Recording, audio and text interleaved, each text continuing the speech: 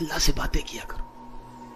یہ کمال ہے. یقین بتاؤں آپ کو, دنیا میں بڑے آدمی سے بات کرنے کا موقع نہیں ملتا.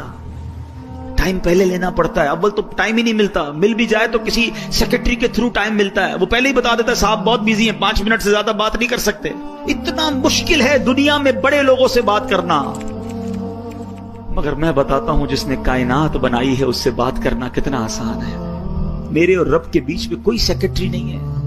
ہاتھ اٹھاؤ اور ڈائریکٹ بات کرنا شروع کرو. جتنی دیر کرنی ہے کرو نا بات. اور وہ خود فرماتا ہے ادعونی استجب لکم, مانگو میں تمہیں عطا کروں گا. وہ دینے کے لیے تیار ہے. ہم پکارتے, ہمیں جلدی اتنی ہے, ہمیں اس کے گھر میں چین ہی نہیں آ رہا. ارے 2 رکعت نفل پڑھ لی, کبھی تسبیح پڑھ لی, سب چلے گئے تو کونے میں اللہ سے باتیں شروع کر دی. سوچو نا, اپنی ماں سے جب آپ تڑپ کر بات کرتے ہو تو ماں سینے لگا لیتی ہے. جب اللہ سے عرض کرو گے کہ مولا پریشان ہوں, اے میرے مولا پھنس گیا ہوں, اللہ بہت گناہ ہو گئے ہیں, نہیں چھوٹ رہے گناہ, مالک کسی طریقے سے بچا لے, اے اللہ حرام روزی سے بچا لے. بولو نا جو دل میں اللہ سے, کون روک رہا ہے تمہیں؟ اور جس زبان میں بات کرنی ہے کرو.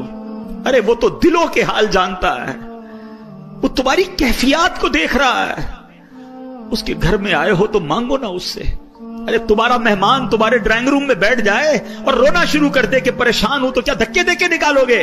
تم بولو گے گھر کے اندر آ گیا ہے, مہمان ہے, کچھ تو کرنا پڑے گا. ارے قریب کے گھر میں آ گئے جب تم اور ادھر آنسو بہانا شروع کر دیے تو کیا خالی لوٹ آئے گا؟ تمہیں اندازہ ہی نہیں کہ اس کے گھر میں آ کر دل سے مانگنے پر وہ کیا کیا عطا فرمائے گا. آنا جانا رکھو, تھام لو مسجد کو,